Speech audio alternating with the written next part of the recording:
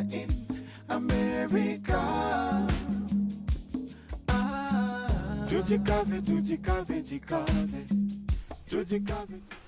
Greetings, everybody. My name is Simon Javan Okelo. I'm excited to be here with you for another episode of the African Father in America podcast. And today we are going to be talking about sustainable fashion. I'm excited to be here with my amazing sister, Miss Mlambo, Benhilda Mlambo. And Benhilda Mlambo is a senior compliance, risk and sourcing professional with a proven history of success supporting global financial service firms and global sourcing functions in meeting their regulatory obligations. Miss Mlambo owns a fashion tech and an AI training tech business. She holds an MPhil in chemical engineering from the University of Bath and an MBA from the University of Bath as a women in business scholar, a professional diploma in anti-money laundering. She is also a chartered member of the Institute of Purchasing and Supply Chain and a member of the International Compliance Association. This sister is, well-informed, well-spoken, and a wonderful human being, a wonderful leader. I've been in forums, especially on Clubhouse, where she's speaking and, you have to pay attention when she speaks.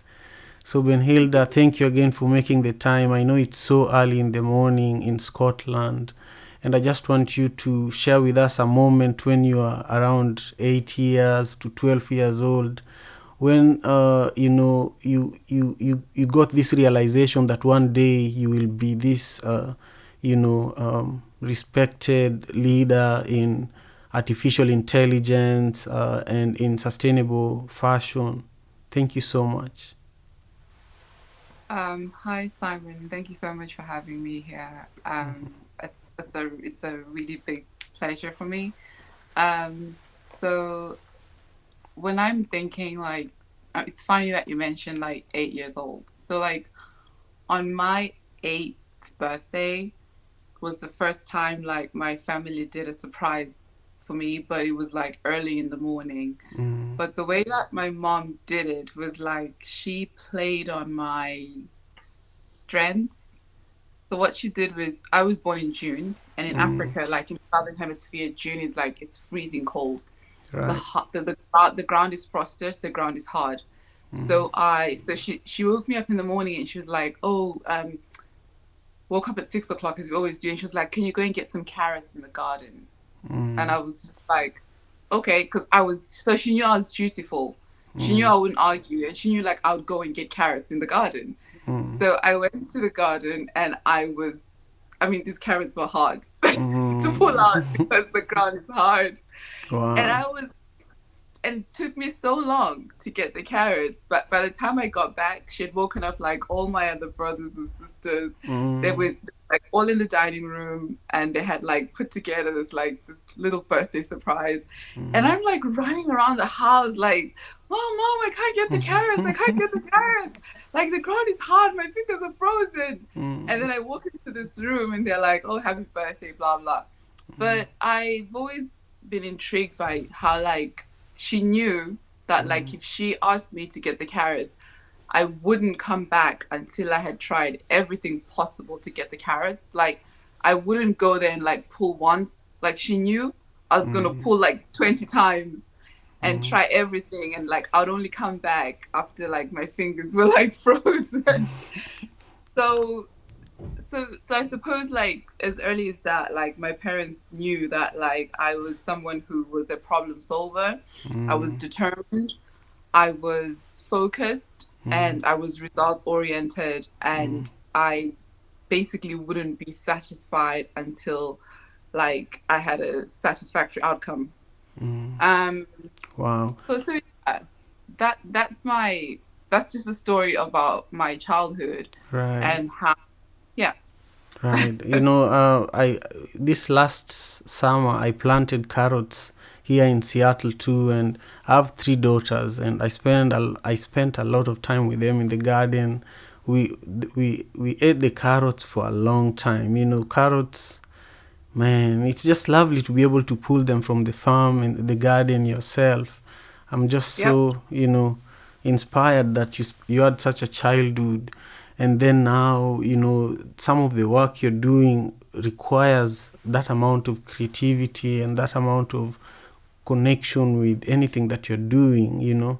I want you to just, share with us some of your experiences, just growing up, where you grew up, and also some of the, significant events that you feel that led you to where you are now, and, lead us into why you're so passionate about sustainable fashion. Yeah. So Yeah. basically, Oh, thank by you for the that way, question. before you respond to that, I just want to give a shout out to T, who is a Zimbabwean sister who is in Canada, and she's one of the people who have joined us for this conversation. She just said that she followed us on Clubhouse. T, thank you for being here. So Benhilda, please share with us again, um, your response to the question I was just asking. Yeah, so basically, like, I had an amazing childhood. I'm not even gonna sit here and lie. Mm, Like, um, I had a brilliant childhood. I knew it then, I knew it now, and I never take it for granted.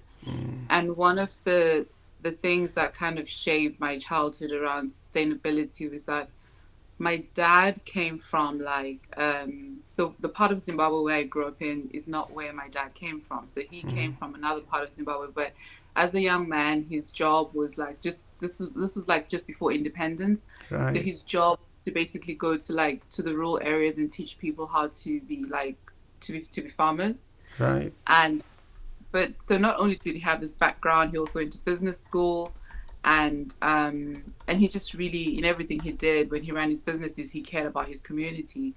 But one of the things that I liked, and he also ran a farm. But one of the things I liked the most was that, like, at home we had to plant trees. So we planted. I mean, we had every single citrus fruit. We had granadilla, which is passion fruit. We had guava, mango, and mulberry. We Where had was this? Was this in Africa or in Scotland? No, this was in Zimbabwe. So I grew up in Zimbabwe. Zimbabwe. So, oh, wow. So, T, who is watching this show right now, is really from Zimbabwe, just like you. That's Yeah. amazing. Wow, man. I Man, what you're describing is also my upbringing, really. I remember, just seeing fruits growing along the street, and there were neighbors that were not happy when you went and plucked their fruits, but there were those that didn't care, and then there were those times when you just come across places where anybody could access the fruits, but I want you to just continue painting the picture for us, yeah, and how that led to currently what you do with sustainable fashion. yes. So like this, I feel like the fruit story is such a typical African child story where we had access to fruit trees, and, like, that in the scheme of, like, the big wide world, that is one of the biggest privileges. Guava fruits, peaches, just being able to just go and get a fruit off a tree, while you're playing outside. And we had flowers as well, so we had, like, a lot of gardens. Like, we had a really big yard, and my dad used to create, like, little landscapes around the yard. So there would be a part where there was, like, cacti, and there was another part where we had, like, just different kind of florals. So there was a real love for anything that came up from the ground. Yeah, um, that was instilled in me, and, like, the importance of looking after it. We yeah. used to go to our farm very often, where we would, like, I'd basically just watch my dad, like, and the kettle and his kettle. He used to basically supply, like, beef to, like, the cold storage commission. So just being in touch with nature in that very direct way, which was, at one time we even had, like, a little calf at our house. So we lived in the city, But we had this little calf and we called him Johnny. He was an orphan, and Mm, my dad brought him over, and we used to have to like feed him milk. We'd have to make him like milk thrice a mm, day and feed him. And Johnny grew like, and sometimes he'd run after us. mm, But that being in touch with nature was so important to my well-being, to my mental health, to my confidence, mm, and to my purpose in a way, in ways I can't describe to anyone, in ways my children will never experience, right? And so the reason that I'm interested in sustainability is that when we neglect sustainability, we neglect our mental health, we neglect our well-being for the future, and we lose touch with what it means to be alive and what it means to be on earth. When I finished like my A levels, which is like high school, I wanted to get into fashion because I used to make my own clothes mm, from the time I was really young. But my dad was like, "Oh, you're really good at math, so you should just get into engineering." So I got into engineering and I ended up in chemical engineering. But it was funny how, like, at this point in my career, I was able to tie how sustainability, fashion, and chemical engineering come together in the mhm. strangest of ways I would have never predicted at that age. So, but yeah, I'm happy to discuss that as we continue. Yeah, well, I want you to share with us a little more about where you are now. Like what you're working on. And Yeah, also help help me and also help those who are viewing who have no idea what fashion is, leave alone sustainable fashion. And yeah, also I wanted you to speak about AI. I think one of your passions is to ensure that there is equity around AI. I just wanted you to speak about that as well. So yeah.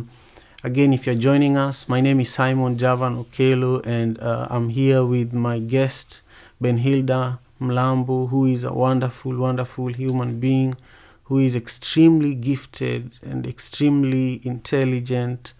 Um, I just want you to know that you can follow her on social media. She will share with you how you can stay connected with her. But we started by learning about her, childhood, and now we are currently talking about her work, with fashion and tech, artificial intelligence, and we've talked about her story and how she grew up in, surrounded with fruits and trees and just a lot of love. So Benhilda, share with us, teach us a little more Yes. about what you're currently doing, and then what some of your work is looking like in relation to Africa. Like, are you going to be doing anything with people in the continent, or where's your work primarily focusing on? And when I say your work, I'm talking about the fashion tech and your AI training tech business. Right. Yeah. Yeah. So I can tell you like how this all comes 360. So I was Yes. trained as a chemical engineer and I loved my course and I loved my discipline. And my first undergraduate job was basically in oil and gas in the UK. And when I got into oil and gas and like I was a dedicated employee, like I was like doing my job. Like my job was to get oil out of the ground in whatever capacity they put me in. That was my job. But like afterwards, but then because I had such a love for fashion, I started noticing, in fashion activism, there was this call about how, fashion is becoming the biggest polluter in the planet. And living in the UK only has 60 million people. But like the UK high street, the UK fashion industry is one of the biggest globally. It's one of the most influential, and it's one of the things that drives the UK economy the most. And the way that and I'm sure it's the same in America, the way that we buy clothes is crazy, right? Like we buy clothes for every day, for every occasion, for every weekend. Um, but there was more information about how, like, most of the fabrics used in these fashion lines across our high streets, which basically hold up our economy, were made of like polyester, and they were not recyclable. There were issues around human rights, churning out this much clothing for at such a low price, like buying a dress for £5 every Friday. requires that someone is not getting paid to make that dress. So I started just doing that research around, the fashion pipeline. And because it's something I've always loved, I've always liked the way things look. I care what things look like. That's just me. Also, as a chemical engineer, I also care where things come from, how they're designed, how they're sustainable, how much water they use, how much power they use, how much money it costs to make them and bring them to market.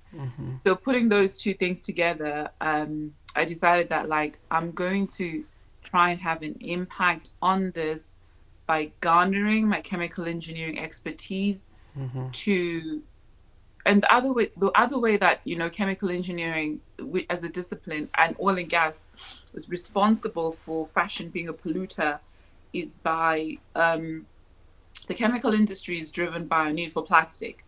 So when we no longer need plastic, the industry dies. Right. The And chemical part of industry is driven by the need for plastic. Yeah. So as Wow. long as people need plastic, we will keep drilling oil from the ground, right? When people stop using plastic, the oil and gas industry will die, like literally die. Wow. And we know that like as long as we've been alive for the past 150 years, oil and gas has been one of the wealthiest, you know, industries, the most lucrative industries ever. It's only now that it, it's always like oil and banking, but now like it's being overtaken by tech. And so it's kind of like taking a back seat, but then like there's still efforts to keep it alive. And if we basically start scrutinizing our use of plastic in our everyday lives and we start questioning it and we cease and desist with the use of plastic, it will kill the oil and gas industry. So we can't ignore the fact that like there's a concerted effort to integrate plastics into our lives in a very seamless way, like through our clothing, through our accessories, through our, through our shoes. So it's important that plastic is fashionable. So what I'm trying to do is, as a chemical engineer, I'm challenging my discipline to say we have plastic, right? We've made so much plastic in this planet. What do we do with it? We're also still, because what fashion companies do is that they will sell you linen. They'll be like, hey, we have a linen dress, but we also have we have polyester shoes, right? So they try to, this is called greenwashing. This is when you give a facade of sustainability and you're selling like 300 items made of linen, but you're selling 4,000 items made of polyester. So your main high street stores like H&M, Zara, anything on the high street is greenwashing when they're telling you that they're being sustainable. So what I'm saying is like I've come up with a protocol, which is basically saying we need to be able to recycle the resources that we have from the body. So we can have linen. If we try and like make sure that like the clothes that we put on our body first, we can start from food, but I'm going to start from linen. So when I did my MPhil, it was predominantly around the biorefinery concept. The biorefinery concept is the concept of like it's parallel to oil and gas, where in oil and gas you get oil, but then you get like paraffin, diesel, petrol, and from those things you get plastic, and you even get like naphthalene and like and you get like fuel for jet fuel. But the biorefinery concept is parallel to that, and it's saying you get medicine, you get like the fibers to make fabric, and then the rest you put back in the ground. But the biorefinery concept is controversial because it means that sometimes in order for people to create those plants, they cut down trees, which causes deforestation. So I'm moving away from the biorefinery concept. I'm moving away from the oil refinery process, and I'm like, we have all this plastic and we have all these plants that we already have. We don't need to cut down more trees to create to grow plants, and we don't need to make any more new plastic, right? So even when you buy your clothes from H&M, you should check to make sure that like it's not using new plastic. There should be an attempt to use like old plastic, like recycled plastic, even on the high street stores, and we should put pressure on our favorite brands to do that. But what I'm proposing is that we use like linen for clothing, viscose, like the natural fibers, right? And then we use that until we've used it up to an extent where we can't recycle it anymore. So, for example, when we've added like unnatural dyes, when we've mixed it with other fibers that we can't recycle and make them natural, if you've created, say, a dress from linen, you recycle it, and then you use that recycled fabric to make your bed linen, so bedding. And then you recycle that and mix it with other things to make like furnishing. So this is like your curtains, your carpets, your homeware fabrics, sort of things. And then you take that and you recycle it, and then you use it to make fittings, right? So now you can mix it with plastic, and you can mix it with other kinds of waste, like electronic waste, which is like one of the new biggest polluters in the planet, like old phones, old computers, old servers, that sort of thing. When you mix those things together, then you can make fittings, right, for the house. So like fittings like, you know, this tripod that my camera is standing on, or like the blinds behind me, or even carpets. There's a Danish company that makes carpets from like recycled fabrics. And then that way we're not creating plastics specifically to make your toilet cistern, but you're taking the plastic from all the fashion waste and using it to make bedding, and then using it to make carpets, and then using that to make like your toilet cistern, your kitchen cupboard fittings, that sort of thing. So this is my proposal. My brand is still new.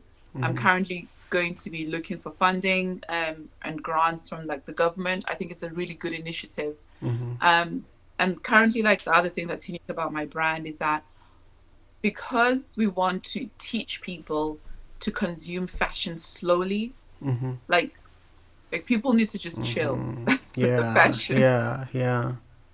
Just Be content. reuse. Yeah, be content with just having even 6 different, nice clothes. Yep. Yeah. I think just take it easy. Yeah. What you're saying is true. Sometime we tend to want to have too much, while we don't know the impact that whatever we have is causing on the environment. Yeah, that's amazing. I want you to share with the viewers and the listeners how they can stay connected with you, and also how they can support your work, Yep. Yeah. Okay, so I forgot to tell you about the AI. So like, Okay, please. what I'm doing, there's many things I'm going to do with the AI that I can't disclose, but what I can disclose that I'm doing with AI is I'm running a course. So I've compiled like a course. One moment, Benhilda. First, share with our viewers and listeners what AI is, just a little bit, and then what you're doing with it, so that in case there are people who are viewing who don't know what it is, at least they can learn what it is. Okay. Thank you. So AI is artificial intelligence, and artificial intelligence is basically how we interact with machines. So a very basic example of artificial intelligence is how Instagram knows how to advertise certain things to you depending on what you've chosen to follow and what your interests are. AI is my voice recognition, like when my phone is able basically to know that today I was talking about jeans, and the next time I'm on Facebook, I'm getting jean adverts, right? Denim adverts. So that's what artificial intelligence is. It's the interface between who we are and the machine and the machines that we use, Right. basically, and how we interact with those machines. And my interest in AI is from an African perspective. I believe that the way that artificial intelligence is designed is not maximized and is not optimized for an African experience. We always get the raw end of the deal. We pay the same for subscriptions. We give the same information as everybody in the world, but the way that artificial intelligence works for us is not the way it was designed. It doesn't actually solve our problems. It doesn't allow us to sell. It doesn't allow businesses to grow. And it's not improving our lives as fast and as efficiently as it does for everybody else in the world. So so what I believe is that, like, if we start training young people in Africa in AI, and they have these skills, they'll be able to design their own algorithms that work better for our environment, that protect our resources, that allow us to trade, that protect our finances and our entire value chain. So on that basis, what I've done is, like, I've compiled a course. If you just go to my Instagram, there's a link to my website. If you're a student, you can register. Yeah, And the course could you just say what your Instagram handle is? It's MPhil Mlambo. Perfect. Yeah. Perfect. Thank you. So, yep. Perfect. And the course is free, and it takes about 40 weeks in total. Okay. But hopefully at the end of the day, people will be able to code, to design their own apps, and to basically create solutions and businesses and whatever they want to do. Wow. Thank you. Now, is Instagram the best way for anybody who's watching or listening to connect with you? And Twitter. And Twitter. Okay. And Yep. What's your Twitter handle? MPhil Mlambo. Oh, perfect. Then, I want to give you a chance to ask me any question before we come to the end of our conversation today. Again, if you're joining us, my name is Simon Javan Okelo. If you're just joining us right now, and I've been having a conversation with MPhil Mlambo. We are coming towards the end of our time together, and MPhil and I connected through Clubhouse. Every day at 7 a.m. Pacific Standard Time, I have a Clubhouse room that I've been holding as well, where I share an African proverb every day and discuss it with a group of people. But today we talked about MPhil's story at the beginning. We talked about her upbringing, in Zimbabwe. She shared with us stories of how she used to, go and get carrot for her mom, and how it used to take her so long to get the carrots from the farm. And then we talked about, just how she grew up in a loving family, in a beautiful environment in Zimbabwe. And we talked about her work in, sustainable fashion, particularly in artificial intelligence. And then she shared with you how you can connect with her. Now she wants to ask me one last question, and then we are going to end our conversation for today. See you next Saturday. I'll tell you who the guest is going to be before we finish. Thank you so much. MPhil, please. Yeah, so Simon, I have an artificial intelligence question for you. So like you work in the communication space, and I know that you run a project to do with trees. Like, how do you think machine learning and AI could improve those projects? Like, yeah, that's a good question. I think for me, access to more information about artificial intelligence is what is important. But also, our habits, especially my habit as an African person, and my resilience is different from other people. And so AI that could work to help me actually even get better at what I do. And because for me, I'm so driven, sometimes the way I use some of these platforms could even seem as if I am abusing them, because if I want something to happen, I push it, and I grew up testing and breaking things apart, and that's part of why I'm really putting a lot of energy on Clubhouse and figuring out how it works and making real connections like this conversation we are having now, and really seeing, how can I be somebody that represents, a little more of a positive aspect of what's going on around the world, how people are connecting and building. I love action, and I love,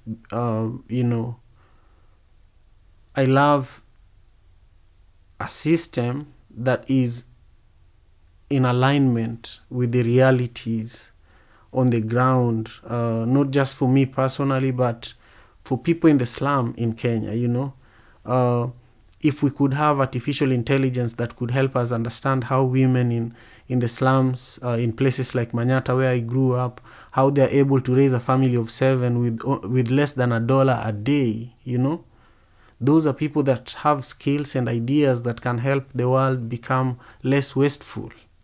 It's not that they're poor; they're just way advanced in how much they're consuming. There are people that the first time I went to a dentist was when I was 26, and they felt that my tooth was so well taken care of, and they wondered how that happened, and it's because of how the food we were given, the diet that we were fed, and those are not documented, but they were just practices that our parents learned from their parents, So I feel that if we can use AI to document and to help us preserve and pass this on to our children, because as we are moving away from, as our parents are dying and we are moving away from the practices that they taught us, we are losing so much. And so if we can use AI for such things, I think it would be great. And then I would say that AI could also be used for arts and culture, music, preserving languages in Africa, but really, I'm saying that because I'm a visionary. I always say things even when they don't apply, but I think AI could be used in some of these areas. Yeah. This is one of the toughest questions I've ever been asked. How did I do?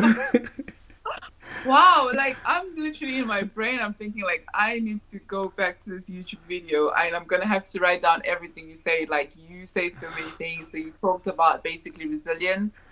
And that's like user experience, like the design of the interface. It has to be different for us because of our resilience. Documenting that resilience, and like you said so many things. I'm just like blown away. Because if you track the way I use Facebook or Instagram, sometimes I get banned for abusing it, but I'm trying to do the right things with it, and I'm sure so many people are getting banned all over. And you can't get verified, but they need to know that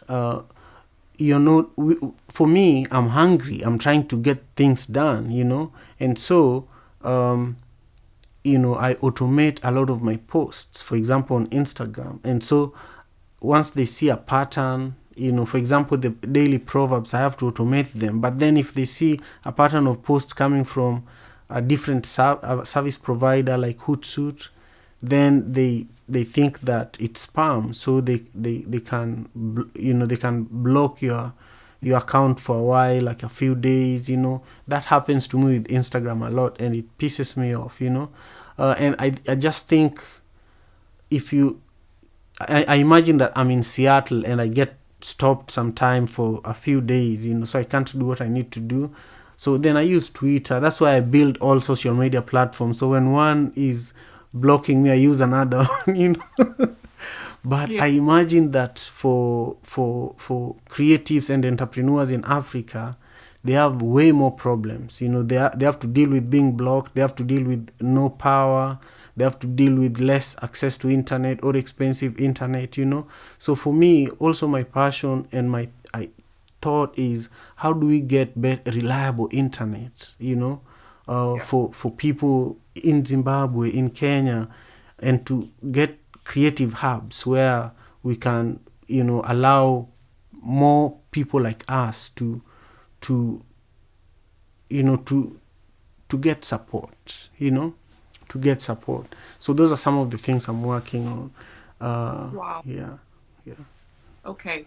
No, thank you so much for that, Simon. Like, I'm literally writing everything down. I'm not writing it down. I'm like, I have to come back to this video and write everything down. Yeah. And we probably do need to collaborate. So We yeah, it's have such to. a Yeah. yeah. So censorship on social media is a big deal for Africans. So yeah, things like this need to be addressed. It's where we meet our community. It's where we meet each other. Yeah. And considering the obstacles we face in real life, the last thing we need is for this kind of censorship online. So I Yeah. completely agree with you. Yeah. Yeah, man. Well, thank you again for making the time for us to connect today. It really means a Oh, lot to me, and I had no idea you'd be waking up so early.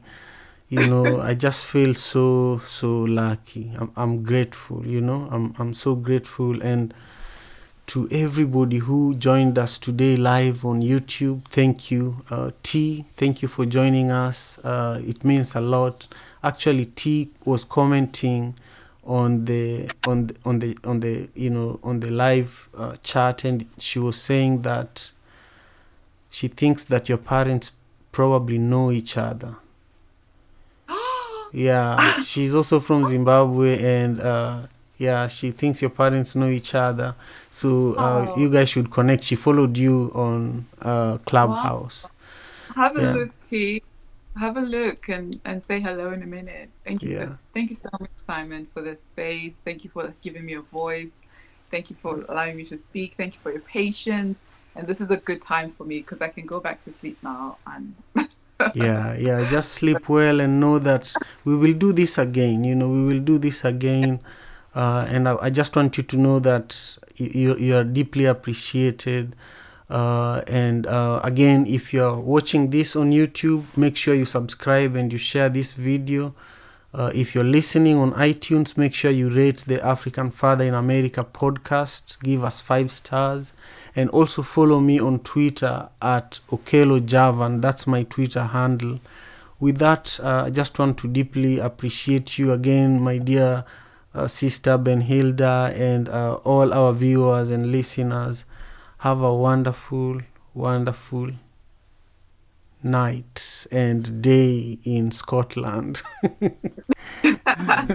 Father in America.